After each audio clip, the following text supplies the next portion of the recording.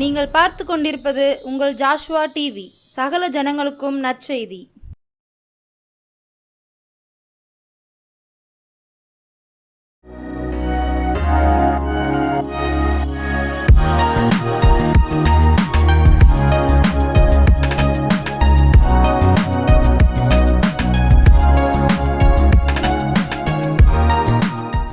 அன்பார்ந்த ஜாஸ்வா டிவி நேயர்களுக்கு ஆண்டவரும் உலக இரட்சகருமாம் இயேசு கிறிஸ்துவின் ஈடேயற்ற நாமத்தினாலே அன்பின் சமாதான வாழ்த்துதலை தெரிவித்துக் கொள்கின்றேன். இந்த நற்செய்தி நேர பகுதிக்கு உங்களை நியாயாதிபதி இயேசுவின் ஊழியங்கள் சார்பாக அன்போடு வாழ்த்தி வரவேற்கின்றேன். மீண்டுமாக இந்த நற்செய்தி நேர பகுதி வாயிலாக உங்களை சந்திப்பதில் பெரும் மகிழ்ச்சி அடைகின்றேன். இந்த நாளிலும் கர்த்தர் நம்மோடு கூட என்ன பேச போகின்றார், அவருடைய வார்த்தை நமக்கு வர வேண்டும் என்று சொல்லி ஒரு நிமிடம் தலைகளை தாழ்த்தி அப்படியே ஜெபிப்போமா?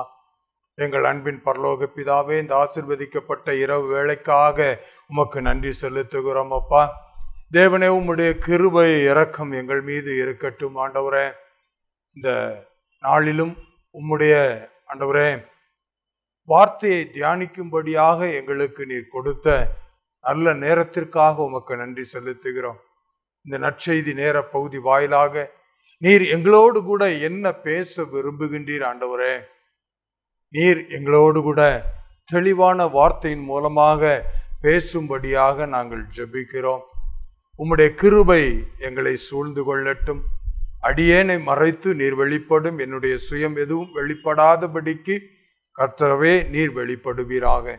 இயேசுவின் நாமத்தில் ஜெபிக்கிறேன் ஜீவனுள்ள நல்ல பிதாவே, ஆமேன். இந்த நாளிலும் நம்மோடு கூட கர்த்தர் பேச விரும்புகிற காரியம் என்னவென்றால், தவசு காலத்திலே இருந்து கொண்டு இருக்கின்றோம். 40 நாட்கள் உபவாசித்து நம்முடைய சுயங்களை வெறுத்து வருடம் முழுவதுமாக முடியவில்லை என்றாலும் இந்த 40 நாட்களிலாவது எதையாவது ஒரு காரியங்களை வெறுத்து நம்மை நாமே பழக்கப்படுத்திக் கொள்கின்றோம்.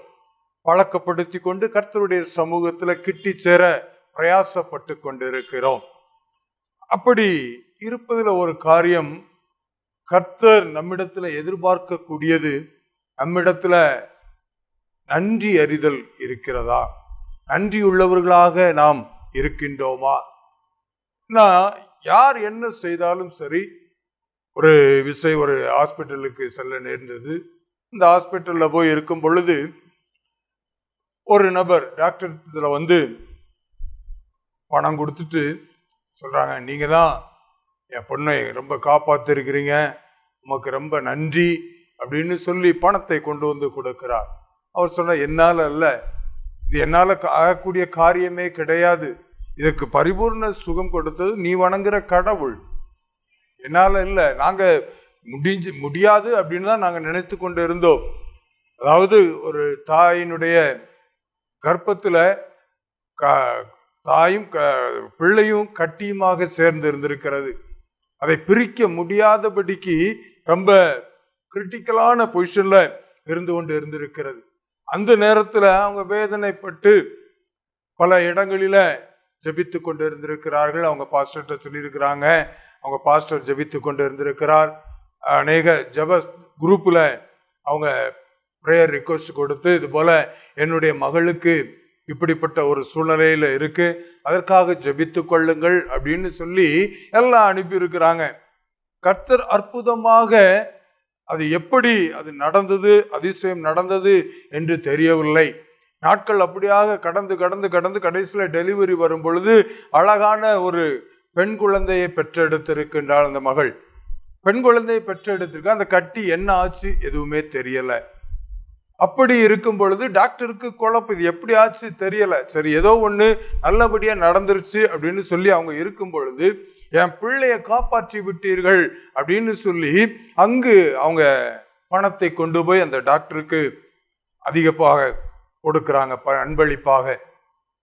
டாக்டர் சொல்றாரு, நான் வாங்க மாட்டேன், இது எனக்குரியது அல்ல, இது என்னால முடியல, நான் எதுவுமே செய்யல, அதுக்கு மருந்து கொடுக்கல அல்லது அதற்குண்டு ஆப்ரேஷன் செய்யல, எதுவுமே செய்யல, நார்மல் டெலிவரி ஆயிருக்கு, அதுக்கு நான் என்ன செய்ய முடியும், கட்டி இப்ப இல்லை, அது என்னால எதுவுமே ஆகவில்லை அப்படின்னு சொல்ல இவங்க சொல்றாங்க, இல்ல டாக்டர், நாங்க என்னதான் இருந்தாலும் சரி, நீங்க தான் இதற்கு அப்படின்னு சொல்லி.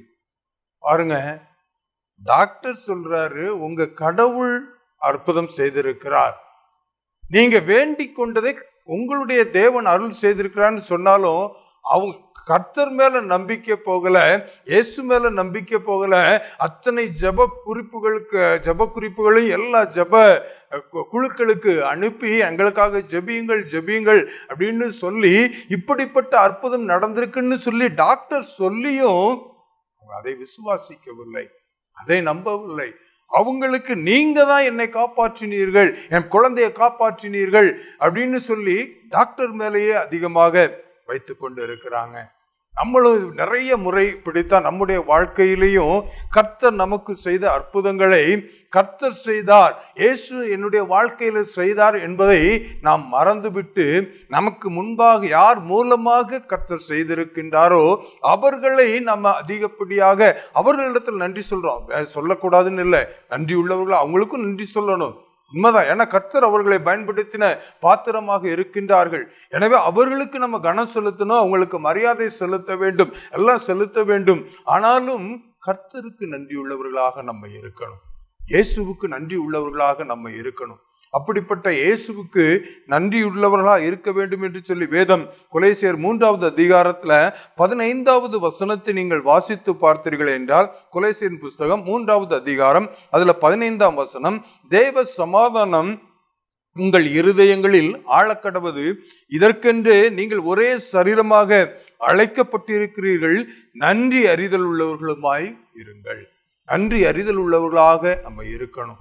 இயேசுவின் இடத்துல இழந்து காலத்துல இயேசு கிறிஸ்துவனுடைய சிலுவை பாடு மரணங்களை குறித்து நம்ம தியானித்து கொண்டு இருக்கிறோம். இந்த பாடுகள்ல இயேசு ஏன் இந்த சிலுவையில சுமக்க வேண்டும், ஏன் இந்த பாடுகள் பட வேண்டும், ஏன் இந்த உலகத்திற்கு வர வேண்டும் அப்படிங்கிறதை குறித்து நம்ம அதிகமாக இந்த 40 நாட்கள்ல தியானித்து அவரோடு கூட ஒன்றி சேருகின்றோம். ஏனென்றால் எனக்காகத்தான் இயேசு மரித்திருக்கிறார், எனக்காக ரத்தம் சிந்திருக்கிறார் என்பதை நம்ம உணர்ந்து கொள்ளும் பொழுதுதான், அதை நினைக்கும் பொழுதுதான் இன்னும் அவரோடு கூட எனக்காக செய்தவரிடத்துல நான் இன்னும் சேரணும் அப்படின்னு சொல்லி ஒரு எண்ணம் வரும். அதற்காகத்தான் இந்த நாட்களை நம்ம பிரயோஜனப்படுத்திக் கொள்ள வேண்டும். அதுல நம்ம இதையும் செய்யணும். அப்ப நன்றி அறிதல் உள்ளவர்களாக இருக்க வேண்டும் என்றால் நான் என்ன செய்யணும், எப்படி செய்யணும், எனக்கு தெரியலையே, நான் எப்படி கர்த்தருக்கு நன்றி செலுத்த வேண்டும். அதுல ஒரு காரியத்தை உங்களுக்காக சொல்ல ஆசைப்படுகின்றேன். சங்கீதங்களின் புஸ்தகம் 116வது அதிகாரம் 12, 13 வசனங்களை வாசித்து பார்த்தீர்கள் என்றால், 116ஆம் சங்கீதம் 12, 13 வசனங்களில சொல்லப்பட்டிருக்கிறது, கர்த்தர் செய்த எல்லா உபகாரங்களுக்காகவும் அவருக்கு எண்ணத்தை செலுத்துவேன். கர்த்தர் எனக்கு வாழ்க்கையில செய்த ஒவ்வொரு உபகாரங்களுக்காக, ஒவ்வொரு காரியங்களுக்காக நான் அவருக்கு என்ன நன்றி செலுத்துவேன், எப்படி நன்றி செலுத்துவேன் தெரியல அப்படின்னு சொல்லிட்டு அடுத்து வசனத்துல சொல்றாரு, ரட்சிப்பின் பாத்திரத்தை எடுத்துக்கொண்டு கர்த்தருடைய நாமத்தை தொழுது கொள்வேன். ரட்சிப்பின் பாத்திரத்தை எடுத்துக்கொண்டு, வேற எனக்கு ஒன்னும் நன்றி சொல்ல தெரியல, எப்படி செய்யன்னு தெரியல. ஒருவேளை நான் கர்த்தருக்கு ஊழியம் பணம் கொடுக்கலாம், காணிக்கை செலுத்தலாம் அப்படின்னு சொன்னா காணிக்கை குறித்து பலரும் பலவிதமாக பேசுகிறார்கள் அப்படின்னு சொல்லி ஏதோ ஒரு குழப்பங்கள், அல்லது அவ்வளவு பணம் நம்ம இடத்துல இல்லாமல் இருக்கலாம், அல்லது நேரத்தை கொடுப்பதற்கு எனக்கு எப்படி ஜெபிக்கன்னு தெரியல அப்படின்னு சொல்லி கொண்டு இருக்கலாம். இப்படி பலவித சூழ்நிலைகள் நம்ம இருந்து கொண்டு பல விதத்துல கர்த்தருக்கு நன்றி செலுத்தலாம், பொருள்களை செலுத்தலாம், காணிக்கை செலுத்தலாம், ஜெபிக்கலாம், ஊழியம் செய்யலாம், ஏதோ பல காரியங்களை நம்ம செய்து கொண்டு இருக்கலாம். ஆனால் இங்கு சங்கீதக்காரன் சொல்கிறான், என்னுடைய ரட்சிப்பின் பாத்திரத்தை எடுத்துக்கொண்டு தொழுது கொள்ளுவேன். ரட்சிப்பின் பாத்திரம் கர்த்தர் நமக்கு கொடுத்திருக்கிறாரே, இந்த ரட்சிப்பு விலை மதிக்க முடியாதது, அது யாராலும் கொடுக்க முடியாது. ஆண்டவராகிய இயேசு கிறிஸ்து இந்த உலகத்துல வந்து மனிதனாக அவதரித்து பாடுகள் பட்டு, ரத்த அவமானப்பட்டு, காயப்பட்டு, நிந்தைகளை சுமந்து, முள்முடி சூடப்பட்டு, அவ்வளவு பார்க்கக்கூடாத ரூபம் அவருக்கு இல்லாமல் இருந்தது.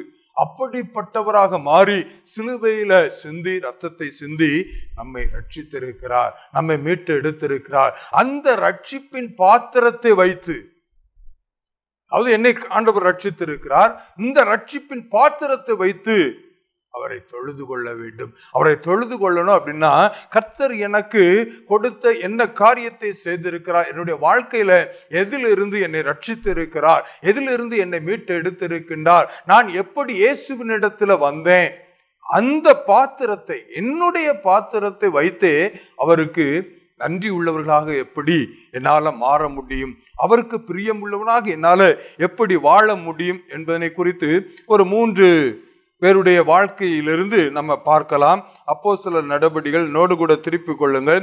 அப்போஸ்தலர் நடபடிகள் 3வது அதிகாரத்தில், அப்போஸ்தலர் நடபடிகள் 3வது அதிகாரத்துல 8வது வசனம் இப்படியாக சொல்கின்றது. அவன் குதித்தெழுந்து நின்று நடந்தான், நடந்து குதித்து தேவனை துதித்து கொண்டு அவர்களுடனே கூட தேவாலயத்தில் பிரவேசித்தான். இங்கு யாரை குறித்து போடப்பட்டிருக்கிறது என்றால், பேதுருவும் யோவானும் அவங்க தேவாலயத்திற்குள்ளாக பிரவேசிக்கிறார்கள். அந்த தேவாலயத்திற்குள்ளாக வரும் பொழுது அங்கு ஆலய வாசலில் இருந்து தாயின் வயிற்றிலிருந்து சப்பானியாய் பிறந்த ஒருவன், தாயின் வயிற்றிலிருந்தே அவன் சப்பானியாக பிறந்திருக்கிறான். அவனால நடக்க முடியாது, அவனால வேலை செய்ய முடியும், எதுவும் செய்ய முடியாது, அவனுக்கு ஏதாவது ஒருவர் துணை செய்ய வேண்டும் என சப்பானியாக இருந்து கொண்டு இருக்கிறான். எனவே அவனை கொண்டு வந்து தேவாலயத்தில் வைத்து விடுவார்கள். அவன் இந்த தேவாலயத்தில் இருந்து வருகிறவர்கள் போகிறவர்களிடத்துல உதவிக்கரம் நீட்டி அவர்கள் என்ன கொடுக்கிறார்களோ அதை வைத்து தன்னுடைய வாழ்க்கையை நகர்த்தி கொண்டு வந்து கொண்டிருக்கிறான். அவனால சொந்தமாக எந்த வேலையும் செய்ய முடியாது, அவன் இருக்கிற இடத்துல இருந்து கொண்டு இருப்பான், அவ்வளவுதான், வேறு ஒன்றும் அவனால செய்ய முடியாது. அப்படிப்பட்டவன் பேதுருவும் யோவானும் உள்ளே நுழையும் பொழுது அவர்களிடத்திலும் கேட்கின்றான், ஏதாவது எனக்கு உதவி செய்யுங்கள் என்று சொல்லி. அப்பொழுது அவர்கள் உற்று நோக்கி இவனிடத்துல ரட்சிப்புக்கேற்ற விசுவாசம் உண்டென்று கண்டு அவங்க உடனே என்ன சொல்றாங்க, என்னை நோக்கி பாருன்னு சொல்லி, என்னிடத்துல வெள்ளியும் இல்லை பொண்ணும் இல்லை, நான் உங்ககிட்ட கொடுக்கறதுக்கு எதுவுமே இல்லப்பா, ஆனா ஒன்னே ஒன்று இருக்கு, இயேசுவின் நாமம் ஒன்று இருக்கு, அந்த நாமம் வல்லமை உள்ள நாமமாக இருக்கிறது, அந்த நாமத்தின் மூலமாக உனக்கு கொடுக்க முடியாது என்ன அப்படின்னா, இயேசுவின் நாமத்தினாலே எழும்பி நட அப்படின்னு சொல்லி அவனை கைலாக கொடுத்து தூக்கி விடும் பொழுது பிறவி சப்பானியா இருந்தவன் எழுந்து நடக்க ஆரம்பிக்கிறான். அவன் என்ன செய்யறான், அவன் எழும்பி குதித்து எழுந்து நின்று நடந்தான், நடந்து குதித்து தேவனை துதித்து கொண்டே அவர்களுடனே தேவாலயத்திற்குள்ளாக பிரவேசித்தான். நான் சுகமாயிட்டேன், நான் சப்பானியா இருந்தேன், நடக்க முடியாம இருந்தேன், இப்ப என்னால நடக்க முடிகிறது அப்படின்னு சொல்லி நேர ஓடி போய் தன் தாய் தகப்பனிடத்துல சொல்லணும், அல்லது உற்றார் உறவினிடத்துல சொல்லணும், அல்லது நான் நல்லா ஆயிட்டேன் அப்படின்னு சொல்லி எல்லாருக்கும் காண்பிக்க வேண்டும் என்று சொல்லி அவன் நினைக்கவில்லை. ஏன்னா இவங்க சொன்ன காரியம் இயேசுவின் நாமம் தான் என்கிட்ட இருக்கு, வேற எதுவுமே இல்லை, இயேசுவின் நாமத்தினால எழும்பி நட அப்படின்னு சொன்ன உடனேயும் அந்த நாமத்தை மகிமைப்படுத்தும்படியாக அவன் தேவாலயத்திற்குள்ளாக போகிறான். அவன் தேவனுடைய நாமத்தை துதிக்கிறான். துதிக்கும் பொழுது அங்க நடக்கக்கூடிய காரியம் என்ன, 9வது வசனத்துல அவன் நடக்கிறதையும் தேவனை துதிக்கிறதையும் ஜனங்கள் எல்லாரும் கண்டு ஆச்சரியப்படுகின்றார்கள். ஐயா, இவன் பிறவி சப்பானியாக இருந்தானே, இவனால எப்படி நடக்க முடிந்தது என்று சொல்லி அதை கண்டு ரொம்ப குழப்பப்பட்டு போய் இருக்கிறார்கள். அப்போதான் பேதுரு யோவானு சொல்றாங்க, நீங்க ஏன் இப்படி நினைக்கிறீங்கன்னு சொல்லி அவங்க ஒரு பிரசங்கத்தை பண்ணுகிறார்கள். பிரசங்கத்தை பண்ண உடனே என்ன நடந்தது, 4வது அதிகாரம் 4வது வசனத்தை பாருங்க. வசனத்தை கேட்டவர்களில் அநேகர் விசுவாசித்தார்கள், அவர்கள் தொகை ஏறக்குறைய 5000 இருந்தது. இங்க ஒரு அற்புதம் நடக்கிறது. அற்புதம் நடந்த உடனே இதுவே நேர வீட்டுக்கு போயிருந்தானா யாரும் பார்த்திருக்க மாட்டாங்க. ஆனா வீட்டுக்கு போகாம தேவனுடைய ஆலயத்துல போய் கர்த்தரை தொழுது கொள்ளும்படியாக, கர்த்தரை துதிக்கும்படியாக தேவ ஆலயத்திற்குள்ளாக அவளோடு கூட சென்றது நிமித்தமாக அங்க இருக்கிற ஜனங்கள் எல்லாரும் பார்க்கிறார்கள், இவன் நடக்க முடியாதவனாக இருந்தவன் அல்லவா, இவன் எப்படி நடக்கிறான். உடனேயும் அங்கு பேதுரு சொல்வதற்கு ஒரு வாய்ப்பு கிடைத்தது. இயேசுவினுடைய நாமத்தை குறித்து, இயேசு எப்படிப்பட்டவர், அவர் ஏன் இந்த உலகத்திற்கு வந்தார், அவருக்கு நீங்கள் செய்த காரியம் என்ன, அவரை சிலுவையில் அறைந்தீர்கள் என்று சொல்லி அதை குறித்து அந்த வசனங்களை குறித்து பேசும் பொழுது அங்கு ஜனங்கள் 5000 பேர் ரட்சிக்கப்பட்டார்கள். ஒரே ஒரு நன்றி எறிதல் உள்ளதுனா என்ன செஞ்சான், 5000 பேர் ரட்சிப்பதற்கு இவன் ஒரு காரணியாக இருந்து போய்விட்டான். இதே போல நம்முடைய வாழ்க்கையில கர்த்தர் எவ்வளவு வியாதியை மாற்றி இருக்கிறார், எவ்வளவு வியாதி படுக்கையை மாற்றி இருக்கிறார், எவ்வளவு கடன் பிரச்சனையை மாற்றி இருக்கிறார், என்னெல்லாம் அற்புதம் செய்திருக்கிறார். அதை என்றாவது மற்றவர்களிடத்துல நம்ம ஆலயத்துல மகிமைப்படுத்தி இருக்கிறோமா? ஒரு ஆலயத்திற்கு சென்ற பொழுது அங்கு ஒரு மனிதர் சாட்சி கொடுத்தார். பயங்கரமான பக்கவாதத்தினால பாதிக்கப்பட்டவரா.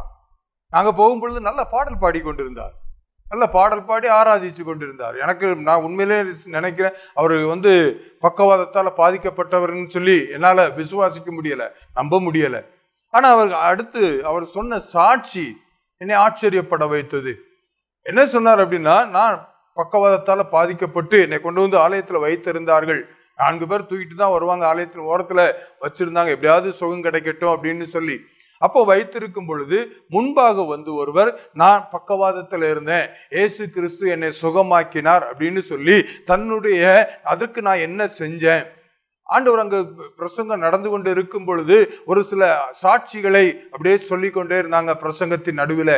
அந்த சாட்சிகளை கேட்கும் பொழுது, ஐயா இயேசுவே அவங்களுக்கெல்லாம் அற்புதம் செய்திருக்கிறீரே, என் வாழ்க்கையில நான் நடக்க முடியாம இருக்கிறேனே, என் கை கால் பலனற்று போய் இருக்கு, எனக்கு உதவி செய்ய மாட்டீரான்னு சொல்லி என் கண்கள்ல இருந்து அப்படியே கண்ணீர் வடிந்தது.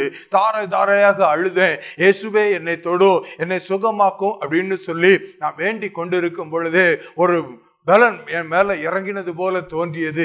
அப்படியே பார்க்குறேன், என்னால் எழும்ப முடிஞ்சது, நடக்க முடிஞ்சது. யாரும் என்கிட்ட சொல்லலை, ஆனால் நானாக அந்த வார்த்தையை கேட்டு விசுவாசித்து ஒரு பலன் இறங்கின நிமித்தமாக எழும்பி நடக்க ஆரம்பித்து விட்டேன். எனக்கு ஒரு பிரச்சனையும் இல்லை, அந்த பக்கவாதம் வந்தது போல எந்த அடையாளமுமே இல்லை என்று சொல்லி அவர் தேவனை மகிமைப்படுத்தினார். அப்படி மகிமைப்படுத்தும் பொழுது நான் நினைச்சேன், அதே இயேசு எனக்கு ஏன் செய்ய முடியாது, ஆண்டவரே எனக்கும் செய்யும்னு சொல்லி கேட்டேன். கடைசியில எனக்கும் இயேசு உதவி செய்தார் அப்படின்னு சொல்லி சாட்சி சொன்னார். பாருங்கள், ஒரு சாட்சி. அவங்க கர்த்தர் என்னை விடுதலை கொடுத்தார், இயேசு எனக்கு சுகம் கொடுத்தார் அப்படின்னு சொன்னதை வைத்து மற்றவர்கள் விசுவாசத்தோடு அவர்களும் சுகத்தை பெற்றுக் கொண்டார்கள்.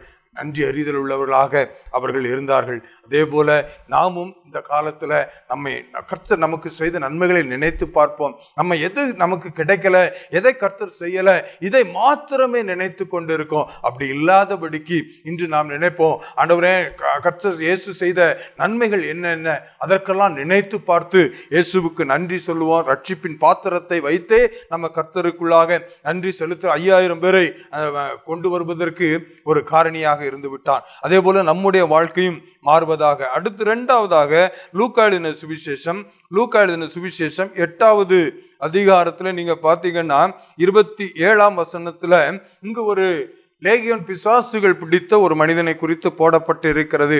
அவன் எப்படி இருப்பானா, அவர் கரையில் இறங்கின போது நெடுநாளாய் பிசாசுகள் பிடித்தவனும் வஸ்திரம் தெரியாதவனும் வீட்டில் தங்காமல் பிரேத கல்லறைகளிலே தங்கினவனுமாயிருந்த அந்த பட்டணத்து மனுஷன் ஒருவன் அவருக்கு எதிராக வந்தான்.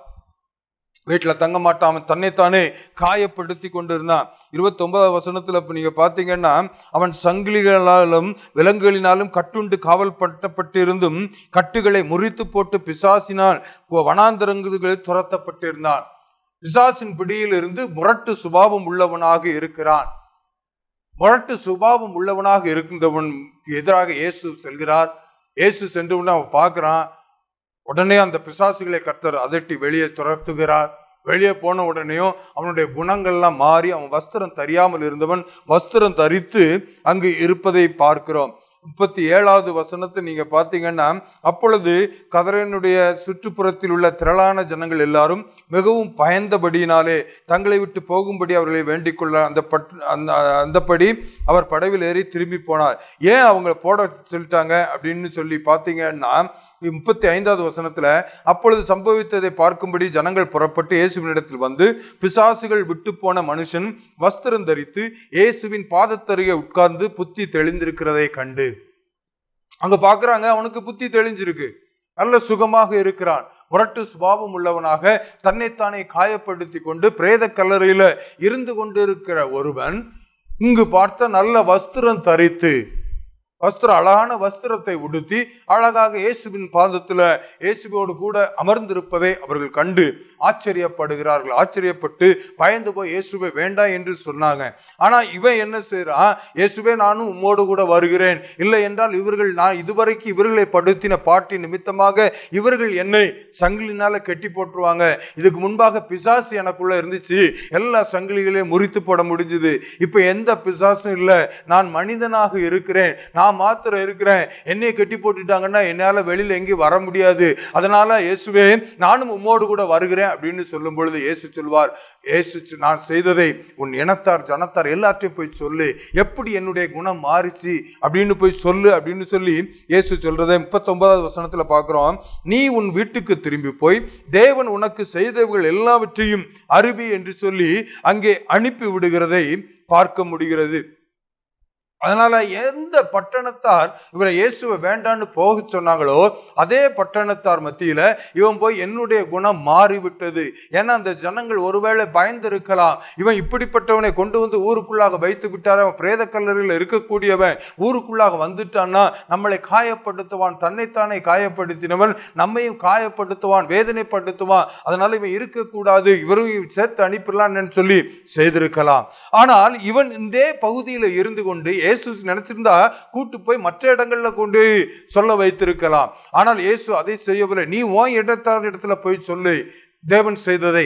அவன் அவர்கள் இடத்துல போய் சொன்னது நிமித்தமாக அடுத்து நீங்க பாத்தீங்கன்னா 40வது வசனத்துல இயேசு திரும்பி வந்தபோது ஜனங்கள் எல்லாரும் அவருக்காக காத்திருந்தபடியால் அவரை சந்தோஷமாக ஏற்றுக்கொண்டார்கள். அந்த கிராமம் முழுவதுமாக சந்தோஷமாக அவர்களை ஏற்றுக்கொண்டு விட்டது. ஒரு குணம் மாறியது. எல்லாம் சொல்லுவாங்க கோபம், பொறாமை, வைராக்கியம் இதெல்லாம் மாறாது, ஜென்ம சுபாவங்கள் இயேசு உங்களுக்குள்ளாக வந்துவிட்டால் எல்லா ஜென்ம சுபாவங்களும் மாறி போய்விடும். அப்படித்தான் இவனுக்குள்ளாக இருக்கிற எல்லா சுபாவங்கள், அந்த சுபாவங்கள் எல்லாம் அந்த அசுத்தாவிகள் கொண்டு வரக்கூடிய கிரியைகள், அது எல்லாம் அவர்களை விட்டு போன உடனேயும் அவன் நல்ல மனிதனாக அங்கு அமர்ந்திருந்தான். அநேகர் ஏற்றுக்கொண்டார்கள், அதே நன்றி அறிதல் உள்ளவனாக. ஏன்னா அவங்களும் அறிந்து கொள்ள வேண்டுமே, இயேசு தமக்கு செய்தவற்றை எல்லாத்துக்கும் சொன்னா எல்லாரும் சந்தோஷமாக அவனை ஏற்றுக்கொண்டார்கள். அவன் நன்றி அறிதல் உள்ளவனாக இருந்தான். உங்களுடைய குணம் எத்தனை மாறி இருக்கிறது? இயேசு உங்களை சந்தித்திருக்கிறாரே, நான் இயேசுவை ஏற்றுக்கொண்டிருக்கிறேன். இந்த லெந்து காலத்துல நாமே ஆராய்ந்து பார்ப்போம். நம்முடைய சுபாவங்கள் நமக்குள்ளாக மாறி இருக்கிறதா? கோபம், எரிச்சல், வைராக்கியம், பொறாமை, இப்படிப்பட்ட முரட்டு சுபாவங்கள் இதெல்லாம் மாறி இருக்கிறதா? சற்று ஆராய்ந்து பார்ப்போம். இதையெல்லாம் நம்மை விட்டு நீங்க வேண்டும். அதை போய் வெளிப்படுத்தும் பொழுது அநேகர் நம்மை இதனை கண்டு இயேசுவை அறிந்து கொள்வார்கள். அதுதான் இயேசுவுக்கு அவர் சிலுவையில மரித்து நம்மை ரட்சித்ததற்கு, நம்மை மீட்டு கொண்டதற்கு நாம் அவருக்கு செய்கிற நன்றி அறிதல் உள்ளவர்களாக இருப்போம். அடுத்து ஒன்று மாத்திரம் சொல்லி முடிக்க ஆசைப்படுகின்றேன். என்னோடு கூட திருப்பிக் கொள்ளுங்கள். யோவானுக்கு எழுதின சுவிசேஷம் 4வது அதிகாரம் 29வது வசனத்துல நீங்க பாத்தீங்கன்னா அங்கு சமாரிய ஸ்திரியை குறித்து போடப்பட்டிருக்கிறது. சமாரிய ஸ்திரீவின் இடத்துல இது சம்பவங்கள் நிறைய இருக்கு, அதை விவரித்து சொல்ல முடியாது. சுருக்கமாக உங்களுக்கு சொல்லுகிறேன். சமாரிய ஸ்திரீ அவள் ஒரு பாவியான ஸ்திரியாக இருக்கிறாள். அவளுக்கு 5 புருஷர்கள் உண்டு. 6வது புருஷனோடு கூட வாழ்ந்து கொண்டு இருக்கிறார். அப்படிப்பட்ட பாவ செயலை செய்தவளிடத்துல இயேசு பேசிக்கொண்டு இருக்கிறார். பேசிக்கொண்டு இருக்கும் பொழுது ஜீவ தண்ணீர் வேண்டும் என்றால் உன்னுடைய புருஷனை அழைத்து கொண்டு வா, உன்னுடைய கணவனை அழைத்து கொண்டு வா என்று சொல்கிறார். எனக்கு பிள்ளை இல்லை, எனக்கு கணவர் இல்லை என்று சொல்கிறார். கணவர் இல்லை என்று சொல்லதை நீ உள்ளபடி சொன்னாய். உனக்கு 5 புருஷர்கள் இருந்தார்கள், அதுவும் உனக்கு புருஷன் இல்லை, 6வது உன்னோடு கூட இருக்கிறவனும் உனக்கு புருஷன் அல்ல அப்படின்னு சொல்லி தனக்கு சொன்னதை, தன்னுடைய பாவத்தை சுட்டி காண்பித்ததை அவ வந்து இங்கு சொல்கிறார். எனக்கு எல்லாவற்றையும், நான் செய்த எல்லாவற்றையும் ஒருவர் எனக்கு சொல்கின்றார், அவர் வந்து நீங்கள் பாருங்கள் அப்படின்னு சொல்லி எல்லாம் இந்த சமாரிய ஸ்திரீ போய் அங்கு போய் சொல்கிறாள். பாவத்தை சுட்டி காட்டியதை நிறைய நம்ம என்ன செய்வோம், என்னுடைய பாவங்கள், நான் இதை போய் எப்படி நான் செய்வேன், நான் குடிகாரனா இருந்தேன், நான் விபச்சார வேசித்தனம் செய்தவனா இருந்தேன், நான் இப்படிப்பட்ட பொல்லாப்பான துன்மார்க்கனாக இருந்து கொண்டு இருந்தேன், கொலைகாரனாக இருந்தேன், குற்றம் செய்கிறவனாக இருந்தேன், நான் இப்படி மாறின, இயேசு என்னை மாற்றினார் என்று சொல்வதற்கு நாம் வெட்கப்பட்டு கொண்டு இருக்கிறோம். என்னுடைய நிலைமை மாறிவிட்டது, இனி நான் நல்லவனாக இருந்து கொண்டு இருக்கிறேன், நான் கடந்த காலத்தை குறித்து நான் பேச மாட்டேன் என்று சொல்லி நம்முடைய இருதயத்தில் நினைத்து கொண்டு இருக்கிறோம். ஆனால் இங்கு இவள் சொன்னது நிமித்தமாக என்ன நடந்தது அப்படின்னு சொல்லி நீங்க பார்த்தீங்க அப்படின்னா 40வது வசனத்துல 39வது வசனத்துல நான் செய்த எல்லாவற்றையும் எனக்கு சொன்னார் என்று சொன்ன அந்த ஸ்திரீயினுடைய வார்த்தை நிமித்தம் அந்த ஊரில் உள்ள சமாரியரில் அநேகர் அவர் மேல் விசுவாசம் உள்ளவர்களானார்கள். நான் செய்த பாவத்தை எனக்கு சுட்டி காமிச்சார் அப்படின்னு போய் சொன்னது நிமித்தமாக அநேகர் இயேசுக்குள்ளாக வந்தாங்க. நம்முடைய பாவத்தை இயேசு மாற்றி இருக்கிறாரே, நம்முடைய இது சுபாவங்களை மாற்றி இருக்கிறாரே, நம்ம வியாதியை மாற்றி இருக்கிறாங்களே, இதை வைத்தே நாம் இயேசுவினுடைய அன்பை குறித்து சொல்லலாமே. அவருக்கு நன்றி அறிதல் உள்ளவர்களாக நம்ம இருக்கிறோமா? ஓசியா தீர்க்க தரிசன புஸ்தகம் 10வது அதிகாரத்தில், ஓசியா தீர்க்க தரிசன புஸ்தகம் 10வது அதிகாரத்தில் 12ஆம் வசனம் சொல்கிறது, நீங்கள் நீதிக்கென்று விதை விதையுங்கள், தயவு கொத்த அறுப்பருங்கள், உங்கள் தரிசு நிலத்தை பண்படுத்துங்கள், கர்த்தர் வந்து உங்கள் மேல் நீதியை வருஷிக்க பண்ணு மட்டும் அவரை தேட காலமாயிருக்கிறது. இது அவரை தேட காலமாயிருக்கிறது. அநேகர் இயேசுவை தேடாமல் இருந்து கொண்டு இருக்கிறார்கள், அவரை அறியாமல் இருந்து கொண்டு இருக்கிறார்கள்.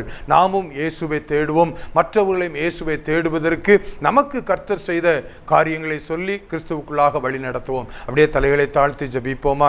எங்கள் அன்பின் பரலோக தந்தையே, இந்த ஆசீர்வதிக்கப்பட்ட வேலைக்காக உமக்கு நன்றி செலுத்துகிறோம். நீர் சொன்ன இந்த நல்ல வார்த்தைக்காக நன்றி. நாங்கள் எப்பொழுதும் அறிதல் உள்ளவர்களாக இருப்பதற்கு என் தேவன் எங்களுக்கு கிருபை செய்யும். நம்முடைய கரத்தில் ஆண்டவரே தாழ்த்தி ஒப்பு கொடுக்குறேன். கேட்ட ஒவ்வொருவரையும் நீர் ஆசீர்வதிப்பீராக.